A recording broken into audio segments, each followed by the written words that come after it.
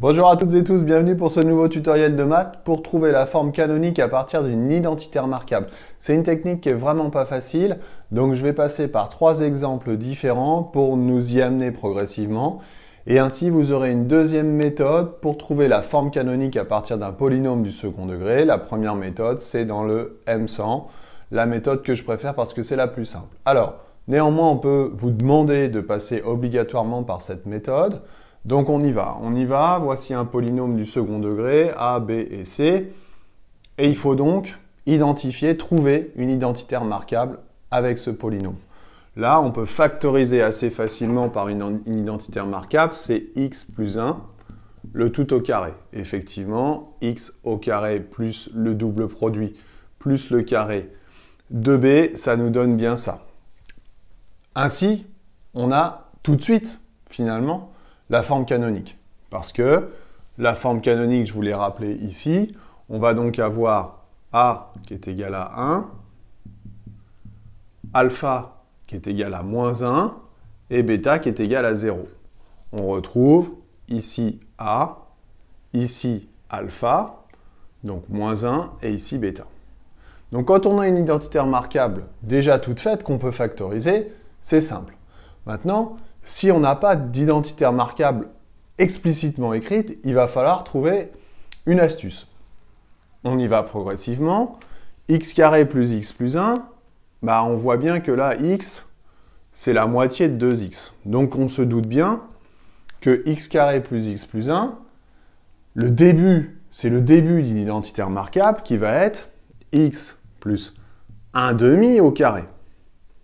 Pourquoi 1 demi? Parce que quand b est égal à 1, si je fais le double produit, ça fait 2 fois 1 fois x, 2x. Donc si j'ai un seul x, le double produit, ça va faire 2 fois 1 demi fois x, ça fait bien 1x. Le seul souci, c'est que quand je développe cette identité remarquable, ça me donne a carré plus 2ab plus b carré. C'est-à-dire x carré plus 1x plus 1 quart. Ce 1 quart, si j'écris cette identité remarquable, il va forcément être compris dans ce développement. Or, il n'apparaît pas. Il faut donc que je retranche 1 quart et ensuite que je réécrive le plus 1 comme dans l'énoncé. Une fois que j'ai fait ça, c'est fini. Ça me donne donc, je l'écris là, x plus 1 demi au carré, plus 1 moins 1 quart, 4 quarts moins 1 quart, plus 3 quarts. On a donc A qui vaut 1, alpha qui vaut moins 1 demi, et bêta qui vaut 3 quarts. Ça, c'est fait. Si maintenant, on a quelque chose avec un A différent de 1, la première chose que vous devez faire, c'est mettre ce A en facteur.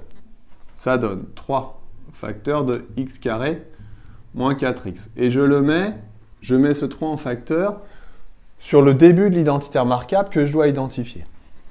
Ensuite, je me dis, bon alors, x carré moins 4x, c'est le début de quelle identité remarquable? Comme j'ai fait tout à l'heure, x carré moins 4x, c'est le début de l'identité remarquable x moins 2, le tout au carré. X moins 2, le tout au carré.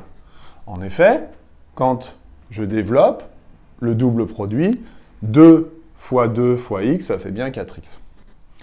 Comme tout à l'heure, attention, si je développe cette identité remarquable, ça me donne x moins 2 au carré égale x carré plus 2 fois 2, 4x, plus 4.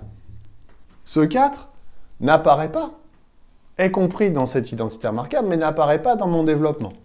Il faut donc que je continue à le retrancher. Moins 4.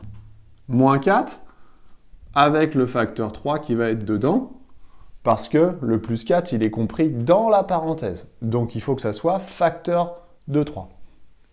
Et puis le plus 21 que je vais réécrire ici. La grosse difficulté, elle est ici, c'est de trouver l'identité remarquable et de faire attention aux facteurs.